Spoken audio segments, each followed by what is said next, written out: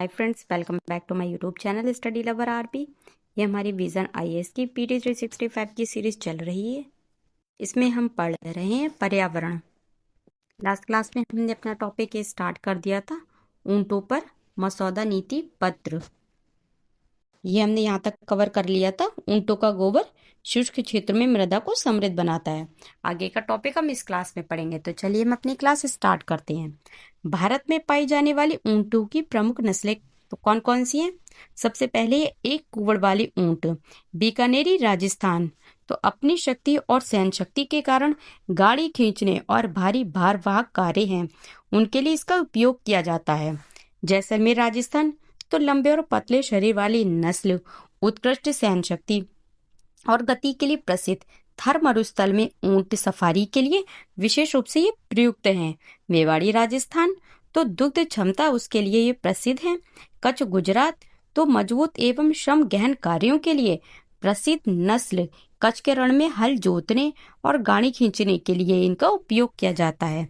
खराई ऊंट गुजरात तो समुद्री जल में 3 किलोमीटर तक तैरने में सक्षम है। ये तटीय और मैंग्रोव जो पारिस्थितिक तंत्र है उसके लिए अनुकूलित मैंग्रोव वनस्पति है, उसको खाकर जीवित रहता है। इसे पालतू बनाया जा सकता है। इसका दूध पोषक तत्वों से समृद्ध होता है तथा इसमें संभावित उपचारात्मक मतलब थेरेप्यूटिक लाभ पाए जाते हैं। इसका संरक्षण है वो रबारी तथा फकीरानी जाट जनजातियों द्वारा किया जाता है। 2 कुबड़ वाला बैक्टीरियन ऊंट, तो इसका पर्यावास देख लेते हैं। तो पूर्वी यूरोप है उससे लेकर पूर्वी एशिया तक, विशेष रूप से Iran, Afghanistan, Pakistan, Kazakhstan, Mongolia और चीन में इसका पर्यावास है। भारत में केवल जो लद्दाख है उसके उच्च तुंगता वाले जो शीत मरुस्थल क्षेत्रों में ये पाया जाता है। विशेषताएं देख लेते हैं। तो अनुकूलन, 2 कुबड़ ऊर्जा भंडार है उसके रूप में ये कार्य करते हैं। इसमें जो कुबड़ है उनका, इसमें क्या होती है, वसा संग्रहित होती है, इसमें जल नहीं होता है। घना ऊनी आवरण तो तापीय सुरक्षा प्रदान करता है। ये अत्यधिक ठंड व गर्मी से बचाव करता है। चौड़े पाव तो रेतीली सतह पर चलने के लिए ये चौड़े पाव अनुकूल होते हैं। लंबी पलके एवं बंद हो सकने वाला नासा छिद्र, तो ये होता है जो इनका लंबी पलकें और बंद हो सकने वाला नासा छिद्र, ये जो धूल व रेत होती है उससे इनकी रक्षा करता है। कांटेदार शुष्क एवं विरल वनस्पतियां जैसे सीप थॉर्न झाड़ी, इसका उपयोग ये कर सकता है। हिम बर्फ खाने की क्षमता, तो इससे ये जल है उसकी आवश्यकता उसकी आंशिक पूर्ति कर सकता है। शुष्क वायुम की सूचक प्रजाति तथा मध्य एशियाई स्टेपी पारितंत्र के संरक्षण हेतु प्रमुख फ्लैगशिप प्रजाति। सिल्क रोड व्यापार एवं सांस्कृतिक आदान प्रदान में ऐतिहासिक रूप से अत्यंत महत्वपूर्ण है। ये 250 किलोग्राम तक भार ये वहन करने में सक्षम होता है। नोट देख लेते हैं। तो जंगली बैक्टीरियन जो ऊंट है कैमल्स फेरिस, ये एक अलग प्रजाति है। आयुसीएन के अनुसार गंभीर रूप से संकटग्रस्त मतलब क्रिटिकल इंडेंजर्ड है। ये प्रजाति गोबी मरुस्थल के 4 पृथक एवं जो अलग अलग मरुस्थल आवास है उनमें पाई जाती है। हमारा नेक्स्ट टॉपिक है जंगली याक। तो ये सुर्खियों में क्यों है? तो 4 ICAR संस्थान है, इनके विशेषज्ञों द्वारा जो जंगली याक बोस म्यूट्स है, इसके वंशज भारतीय या घरेलू याक बोस ग्रूनियंस, इसका अब तक का पहला गुणसूत्र स्तरीय जीनोम तैयार या संयोजित किया गया है। जंगली याक के बारे में जान लेते हैं। तो इसका आवास क्या है? उत्तरी तिब्बती पठार के अल्पाइन टुंड्रा घास के मैदान और ठंडे मरुस्थलीय क्षेत्र, जहां पर्वतीय क्षेत्रों की जो ऊंचाई है वो 4000 से 6100 मीटर तक है। यहाँ पे इसका आवास है। क्षेत्रीय उपस्थिति क्या है? तो चीनो जो भारत की देशज प्रजाति है और भूटान से क्षेत्रीय रूप से विलुप्त हो चुके हैं। ये प्रमुख विशेषताएं क्या है इनकी? तो ये शीत ऋतु में निचली घाटियों की ओर मौसमी रूप से पलायन करते हैं।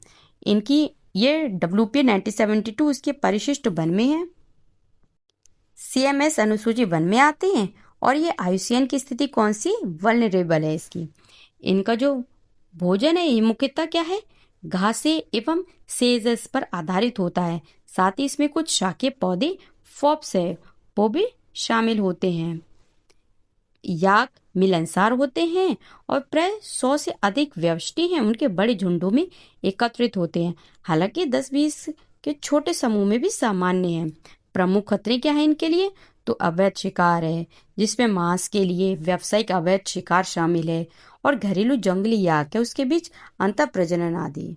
भारतीय घरेलू याक बोस ग्रूनियंस के बारे में जान लेते हैं। तो इसे हिमालय का जहाज कहा जाता है। यह उच्च तुंगता वाले पर्वतीय जो क्षेत्र हैं उनमें निवास करने वाले समुदायों को मांस, दूध एवं परिवहन सहायता ये प्रदान करते हैं। आवास क्या है इसका? तो हिमालय क्षेत्र, तिब्बती पठार, पामीर पर्वत, ताजिकिस्तान और मंगोलिया व साइबेरिया तक ये पाए जाते हैं। इनकी विशेषताएं देख लेते हैं। तो मवेशियों की तुलना में इनके फेफड़े और हृदय बड़े होते हैं और ये शाकाहारी मतलब हर्बीवोरस होते हैं। हमारा नेक्स्ट टॉपिक है तमिलनाडु के संकटग्रस्त प्रजातियों का संरक्षण। तो ये सुर्खियों में क्यों है? तो तमिलनाडु है, इसने 4 कम ज्ञात एंडेंजर्ड प्रजातियों में lion tailed macaque, Madras hedgehog, striped hyena और हम्प हेडेड महाशीर मछली शामिल हैं, जिनके संरक्षण के लिए 1 करोड़ रुपए मंजूर किए गए हैं। लॉयन टेल मकॉक, तो इसमें आईयूसीएन रेड लिस्ट की स्थिति इसकी क्या है? एंडेंजर्ड है।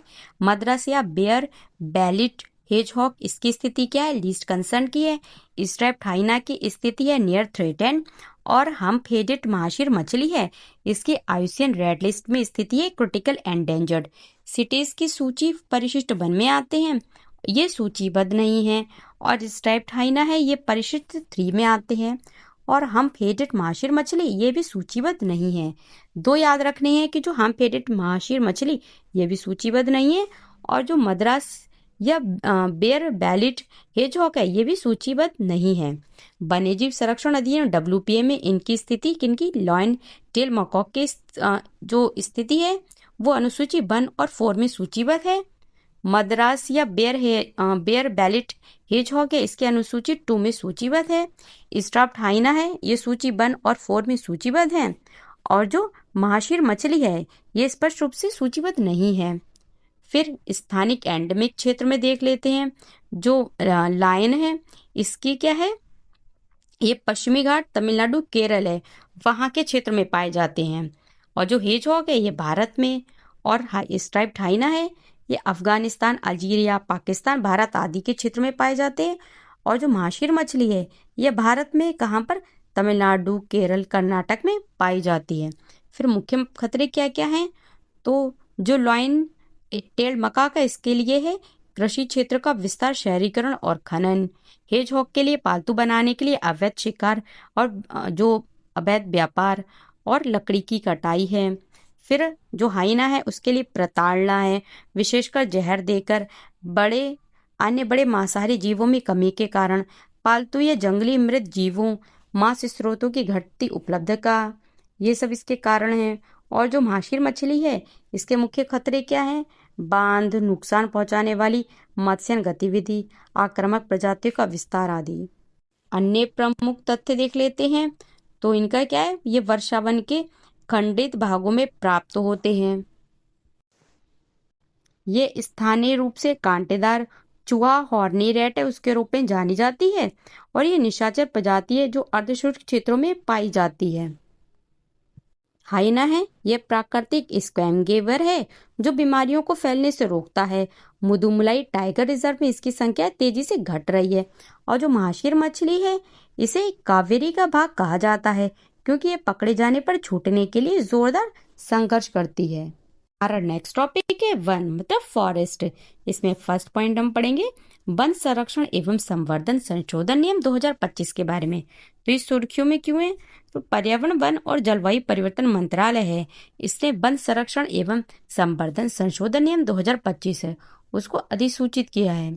जो वन संरक्षण एवं संवर्धन नियम 2023 है इसमें महत्वपूर्ण परिवर्तन उनको सूचित करते हैं। वन संरक्षण एवं संवर्धन संशोधन नियम 2025 की मुख्य विशेषताएं तो क्या क्या है?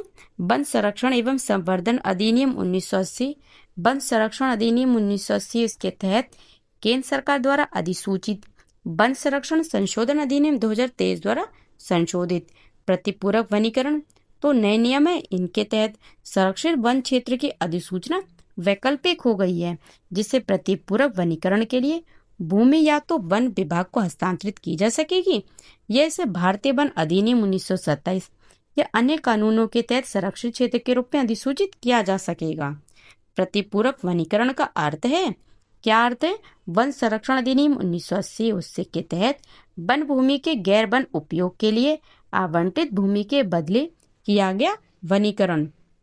महत्वपूर्ण और रणनीतिक खनिजों के लिए प्रावधान क्या क्या है?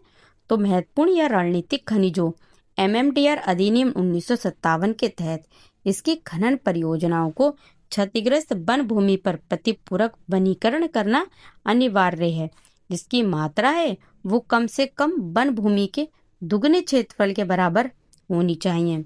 कार्य अनुमति, तो नियमों के अनुसार राज्य सरकारों को कुछ रैखिक परियोजना है, इनके लिए प्रारंभिक कार्य अनुमति जैसे सड़क निर्माण कार्य, फ्लैट टॉपिंग और कंक्रीटीकरण के अलावा रेलवे ट्रैक बिछाना और ट्रांसमिशन लाइन स्थापित करना, ये प्रदान करने की शक्ति प्रदान करता है, शक्ति इसको प्राप्त है। इससे पहले राज्य सरकारें हैं वो परियोजना के लिए सैद्धांतिक अनुमोदन या चरण वन अनुमोदन प्राप्त होने के बाद ही संसाधन जुटा सकती थी। वन मंजूरी प्रक्रिया वन संरक्षण अधिनियम 1980 के अनुसार तो चरण वन सैद्धांतिक मंजूरी है। ये जो मंजूरी है ये तब प्रदान की जाती है जब कुछ शर्तें पूरी हो जाती हैं, जैसे कि प्रतिपूरक वनीकरण के लिए धनराशि का आवंटन। चरण सेकंड है अंतिम मंजूरी, तो ये तब दी जाती है जब राज्य सरकार है वो चरण वन है इसकी सभी शर्तों के अनुपालन की पुष्टि कर देती है। अनुमोदन प्राधिकारी, तो 5 हेक्टेयर तक की परियोजनाओं के लिए खनन को छोड़कर मंजूरी क्षेत्रीय कार्यालय में मुख्य वन संरक्षण है उनके द्वारा दी जाती है। मुख्य वन संरक्षक के द्वारा 5 हेक्टेयर से अधिक की परियोजनाओं या किसी भी खनन प्रस्ताव के लिए, तो इसके लिए जो मंजूरी है वो वन सलाहकार समिति फॉरेस्ट एडवाइजरी कमेटी उसके सलाह के आधार पर पर्यावरण वन और जलवायु परिवर्तन मंत्रालय उसके द्वारा प्रदान की जाती है। वन संरक्षण एवं संवर्धन नियम 2023 के बारे में जान लेते हैं। तो इसके सब में सबसे पहले वन की परिभाषा, तो ऐसी भूमि जिसे किसी भी कानून जैसे भारतीय वन अधिनियम 1927 है इसके तहत वन घोषित या अधिसूचित किया गया हो। ऐसी भूमि जो 25 अक्टूबर 1980 या उसके बाद सरकारी अभिलेख हो, राजस्व या वन विभाग है इसे वन के रूप में दर्ज की गई हो। इसमें वह भूमि शामिल नहीं होगी जिसका उपयोग 1996 से पहले ही आधिकारिक रूप से गैर वन उद्देश्य के लिए परिवर्तित कर दिया गया हो। 2024 में उच्चतम न्यायालय ने राज्यों केंद्र शासित प्रदेशों को निर्देश दिया कि जब तक वन संरक्षण अधिनियम संशोधन 2023 के तहत वन भूमि की पहचान पूरी नहीं हो जाती तब तक वे 1996 के TN गोदावरमन मामला है उसमें दी गई वन की परिभाषा का पालन करेंगे। कौन से? TN गोदावरमन मामले में दी गई जो परिभाषा है।